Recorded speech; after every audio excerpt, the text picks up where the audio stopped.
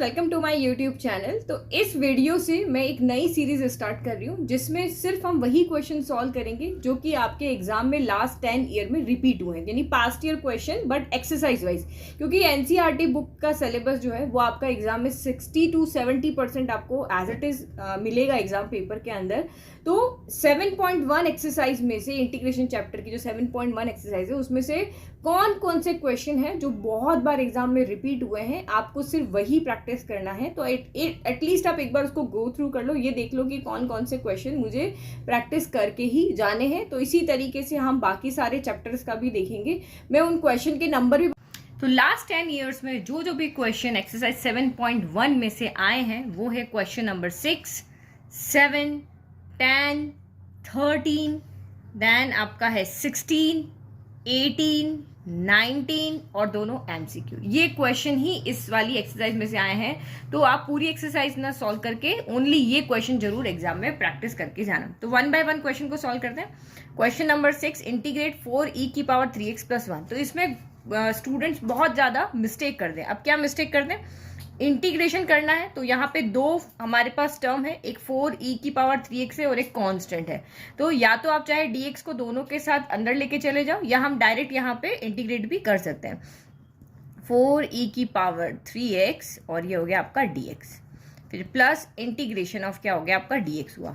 अब ये कांस्टेंट है, बाहर चला जाएगा और इंटीग्रेशन ऑफ e की पावर x क्या होता है, तो e की पावर x ही होता है। तो x की जगह यहाँ पे क्या है 3x। तो पावर में x नहीं है, पावर में क्या है यहाँ पे 3x है। तो जो भी पावर में है उसका हम यहाँ पे क्या करते हैं, डिफ्रेंशिएशन करते हैं। तो d by D x of 3x यहाँ पे क्या होगा, ओनली 3 आएगा। d by D x of 3x क्या होगा, 3 बाहर आ जाएगा, dx बाई डी एक्स 1 हो गया।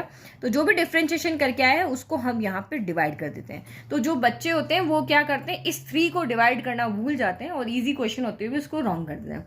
और सबको पता है कांस्टेंट का इंटीग्रेशन क्या होता है, कांस्टेंट का इंटीग्रेशन x और प्लस आपका c। तो देखो इतना easy question but tricky question. Now next question 7। Question 7, integrate करना है x² 1 - 1 x² dx को। तो यहाँ पे सबसे ज्यादा गलती बच्चे क्या करते हैं, इसको u इंटू वी मैथड की फॉर्म में सॉल्व करते हैं। तो u इंटू वी मैथड की फॉर्म में सॉल्व नहीं करना है, पहले हम वो हो जाएगा उससे बट कॉम्प्लिकेटेड हो जाएगा क्वेश्चन का आंसर। तो आपको यहाँ पे क्या करना है, x² को पहले अंदर मल्टीप्लाई कर लो।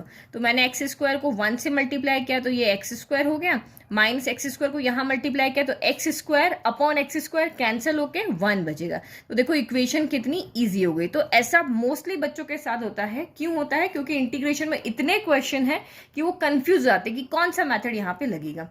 अब आपका जैसा ऊपर हमने क्वेश्चन किया 6 वैसे हो गया, इंटीग्रेशन ऑफ x², तो x पावर n का फॉर्मूला लग गया, x power n+1 upon n+1। तो n+1 यानी 2 + 1 3 अपॉन n+1 यानी 2 + 1 3 हो गया, माइनस कांस्टेंट का इंटीग्रेशन x हो गया और ये प्लस आपका c। तो देखो कितना इजी यहाँ पर हो गया। Now next question number 10। तो यहाँ पे √x - 1/√x का होल स्क्वायर dx है। अब बच्चे यहाँ पे क्या सोचेंगे, अब हम √x आते ही तो उनके पास हाथ पैर फूल जाते हैं कि ये √x को कैसे सॉल्व करेंगे। तो कुछ नहीं, इक्वेशन क्या है, a - b का होल स्क्वायर है। तो आप इस इक्वेशन को सबसे पहले खोल दो। तो हमें पता है कि a - b का होल स्क्वायर जो होता है वो a² + b² माइनस का 2ab होता है। तो a² √x का स्क्वायर, तो √x का स्क्वायर तो x ही होता है, ये वाला, इस रूट से ये स्क्वायर कैंसिल, x हो गया, यानी कि क्या बच गया यहाँ पर x बच गया। फिर प्लस b², तो इसका स्क्वायर 1 का स्क्वायर 1, √x का स्क्वायर x हो गया। फिर माइनस 2ab, तो 2 ये रहा, a आपका √x है और b आपका 1/√x है। √x से √x कैंसिल हो गया, सिर्फ आपका यहाँ पर 2 बच गया। ठीक है, अब हमारे पास 3 टर्म हो गए, तीनों का इंटीग्रेशन बहुत इजीली हम कर पाएंगे। इंटीग्रेशन ऑफ x क्या होगा, x की पावर n, तो n+1 अपॉन n, x की पावर n+1 अपॉन n+1 यानी x की पावर 1 + 1, तो 2 हो गया, नीचे 1 + 1 2 हो गया। 1/x का क्या होता है, तो log x होता है, तो log मॉड्यूलस x हो गया। फिर -2 कांस्टेंट है तो बाहर रखेंगे और वही dx, कांस्टेंट का इंटीग्रेशन हमेशा x होता है, तो ये यहाँ पर 2x हो गया, प्लस आपका c। देखो 2 को हम बाहर ले लेंगे, इंटीग्रेशन ऑफ dx हो गया। इंटीग्रेशन ऑफ dx क्या होता है, x होता है, तो ये आपका यहाँ पे हो गया। ओके, तो ये हमारा आंसर हो गया। Now question number 13, x cube minus x square plus x minus one upon x minus one. तो इतने सारे एक्स और यू अपॉन वी की फॉर्म में है, तो फिर यहाँ पे आप गड़बड़ करते हो, बहुत गड़बड़ करते हैं इसके अंदर बच्चे। तो यहाँ पे इस तरह का क्वेश्चन जब भी पी अपॉन क्यू की फॉर्म में आता है तो हमेशा सोचो कि हमें डिनोमिनेटर को हटा देना है। तो डिनोमिनेटर हट जाएगा तो जो इसे ऊपर क्वेश्चन थे ये उसी फॉर्म में आ जाएंगे, इस तरह की फॉर्म में, और हम इजीली इंटीग्रेट कर लेंगे। तो नीचे एक्स माइनस वन है तो हम ट्राई करते हैं कि ऊपर भी एक्स माइनस वन आ जाए। तो इन दोनों का पेयर बना लेते हैं, इन दोनों का बना लेते हैं, क्योंकि ये तो एक्स माइनस वन से x minus one as it is दिख रहा है तो इसको नहीं छेड़ते हैं। ये आपका हो गया, इसमें से देखो तो एक्स क्यूब है और ये एक्स स्क्वायर, तो यहाँ से एक्स स्क्वायर कॉमन आ रहा है, तो अंदर एक्स माइनस वन बचा कॉमन लेने पर। जिसके पास 3 थे तो 1 बचा, इसके पास 2 थे तो कुछ नहीं बचा, हमने 1 लिख दिया, और इसको भी हम ब्रैकेट में लिख दें प्लस एक्स माइनस वन, और यहाँ पे नीचे हम लिख लेते हैं एक्स माइनस वन, और ये आपका हो गया यहाँ पर dx। ठीक है, तो अब देखो यहाँ पे भी x माइनस वन है, यहाँ पे भी x माइनस वन है, इसके बाहर एक्स स्क्वायर है, इसके बाहर कुछ नहीं, क्योंकि ये हमने एज इट इज लिखा। जब कुछ नहीं होता है तो हम ऐसे 1 यहाँ पे लिख सकते हैं। तो ये x माइनस वन, ये x माइनस वन आपका बाहर आ जाएगा।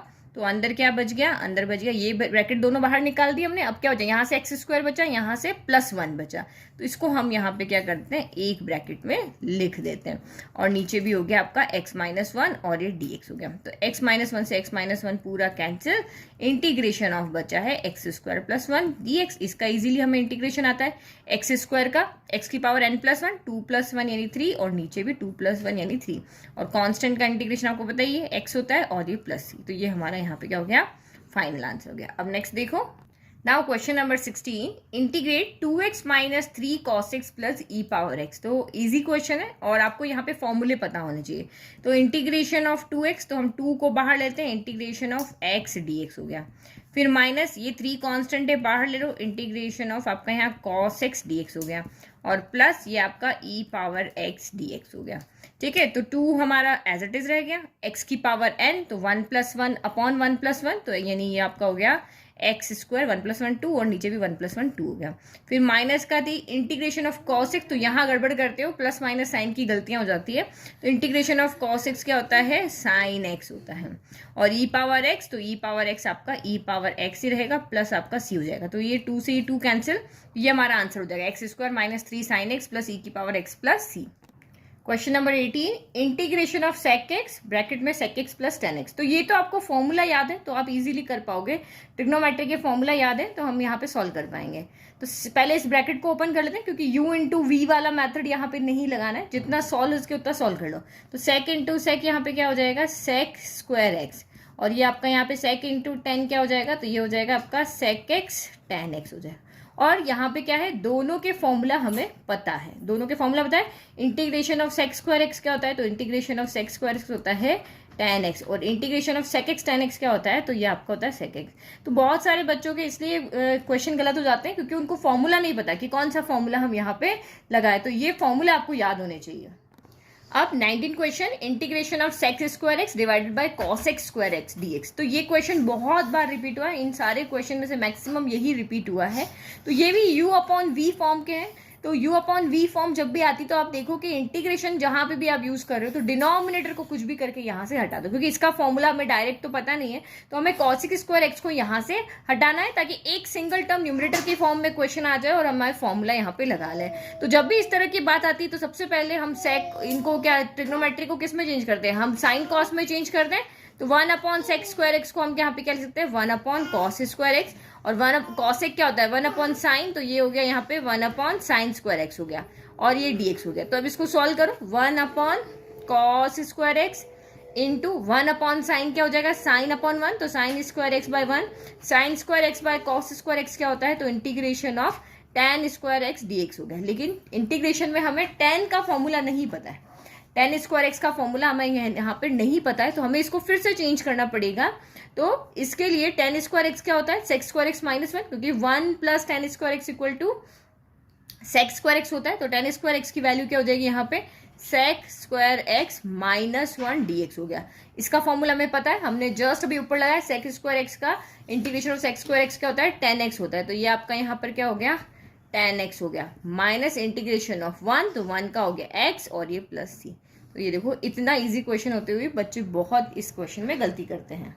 क्वेश्चन नंबर 21 ऑब्जेक्टिव क्वेश्चन है हमारा। तो आपको यहाँ पे कहा है कि द एंटी डेरिवेटिव, आपका क्वेश्चन क्या है यहाँ पे देखो, the anti derivative of root x plus 1/√x equal to. Anti derivative का मतलब क्या होगा, सीधा नहीं कहा इंटीग्रेट करो, तो यहाँ पे एंटी डेरिवेटिव वर्ड का ही मतलब होता है इंटीग्रेशन करना है, तो आप यहाँ पे इसका क्या करोगे, इंटीग्रल करोगे।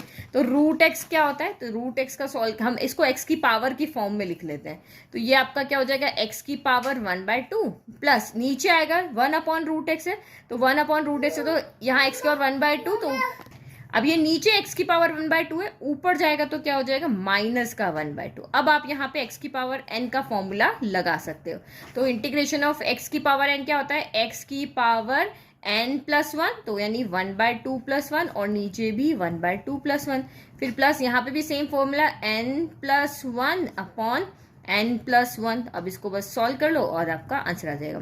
तो हाफ प्लस 1 क्या होता है, 3/2 होता है, तो ये x की पावर 3/2, नीचे भी 3/2, फिर 1 में से हाफ गया तो हाफ बचा, x की पावर 1/2 और नीचे भी 1/2c। अब इसको सॉल्व कर लो, 3/2 क्या हो जाएगा, 2/3 x की पावर 3/2, और 1/2 ऊपर जाके 2 x की पावर 1/2 प्लस आपका यहाँ पर c हो गया। यानी कि कौन सा हमारा आंसर राइट है, तो 2x की पावर, ये वाला 2/3 x की पावर 3/2 प्लस 2x की पावर 1/2 प्लस c, यानी c आंसर हमारा राइट है। क्वेश्चन नंबर 22, ये भी ऑब्जेक्टिव है। इस बुक में से, दोनों बुक में से ऑब्जेक्टिव क्वेश्चन हमें एक भी नहीं छोड़ना है। तो इफ d/dx ऑफ fx जो है 4x³ - 3/x⁴ है, सच दैट कि f(2) = 0 है, देन fx फाइंड करो। यानी कह रहा है कि यहाँ पे कौन सा फंक्शन है जिसका डिफरेंशिएशन करने पर आपको ये मिला है, वो फाइंड करके आप बताओ। तो आपको पता है कि किसी भी फंक्शन का यहाँ पे डिफरेंशिएशन किया, अगर हम उसका इंटीग्रेट कर दें, d/dx जो होता है इंटीग्रेशन से कैंसिल होता है, ठीक है, इंटीग्रेशन ऑफ d/dx करोगे तो हमें यहाँ पे fx मिल जाएगा। ये क्योंकि ये इसका क्या होता है, एंटी डेरिवेटिव होता है, तो एंटी डेरिवेटिव, तो इसका मतलब इंटीग्रेशन से d/dx क्या हो जाएगा, कैंसिल हो जाएगा। तो हमें क्या करना है, जो इक्वेशन है उसके बोथ साइड इंटीग्रेट करना है। तो हमने यहाँ पे क्या कर दिया, बोथ साइड इंटीग्रेट कर दिया, ठीक है। तो इंटीग्रेशन ऑफ d/dx fx, ये इंटीग्रेशन से d/dx कैंसिल हो गया, तो ये क्या हो गया, fx हो गया। अब 4 को बाहर कर दिया, इंटीग्रेशन ऑफ x³ कर दिया, 3 को बाहर कर दिया, इंटीग्रेशन ऑफ 1/x⁴ था, तो x की पावर ऊपर ले ली -4, ठीक है। अब इसको इंटीग्रेट करो, ये आपका 4 हो गया, x की पावर 3, x की पावर n, तो क्या होता है x की पावर n+1, 3 + 1 आपका हो गया 4, नीचे भी 3 + 1 हो गया 4, इस 4 से 4 कैंसिल, फिर -3, x की पावर -4 + 1, n+1 होता है ना, तो -3, और नीचे भी -4 + 1, यानी कि यहाँ पे भी कितना होगा, -3, और प्लस आपका c हो गया, और ये fx हमारा चल ही रहा है। अब देखो क्वेश्चन में आपको f(2) = 0 दिया, मतलब हमें x की जगह पे 2 रखना है। पहले इसको सॉल्व कर ले थोड़ा सा और, तो ये x की पावर 4 बच गया, माइनस माइनस प्लस हो गया, 3 से 3 कैंसिल हो गया, प्लस, और ये x की पावर -3, तो इसको हम यहाँ पे 1/x³ + c रख सकते हैं, क्योंकि फंक्शन की वैल्यू हमें चाहिए, fx निकालना है ना, तो उसमें कांस्टेंट नहीं होना चाहिए। तो ये जो आपको दिया है वो इसीलिए दिया है ताकि आप c की वैल्यू निकाल सको। अब आपको यहाँ पे गिवन है कि f(2) जो है वो 0 के इक्वल है, तो पुट करो, जहां भी x दिख रहा है वहां 2 पुट कर दो, तो f(2) हो गया इक्वल टू 2/4 हो गया, फिर 1/2/3 हो गया, प्लस c हो गया।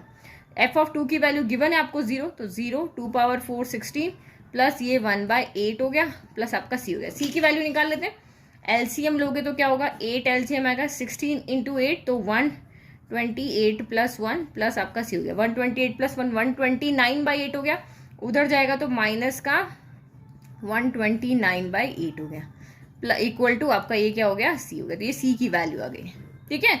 अब आपकी जो फंक्शन था उसमें c की वैल्यू रख दो, हमें f(x) मिल गया, तो f(x) इक्वल टू आपका था x की power 4 plus 1/x³ plus c की जगह पे माइनस का 129/8। तो ये आपका आंसर कौन सा है, ये वाला, ए वाला आंसर यहाँ पे राइट है। तो इसी तरह से हम आगे की भी सारी एक्सरसाइज में से, क्योंकि एनसीईआरटी में से क्वेश्चन सबसे ज्यादा आते हैं, तो एनसीईआरटी को बहुत अच्छे से सॉल्व करना है, और पूरी एनसीईआरटी सॉल्व करना पॉसिबल नहीं है, तो ईच एक्सरसाइज में से जो मोस्ट रिपीटेड क्वेश्चन है वही हम आगे वाले वीडियो में देखेंगे। Thank you.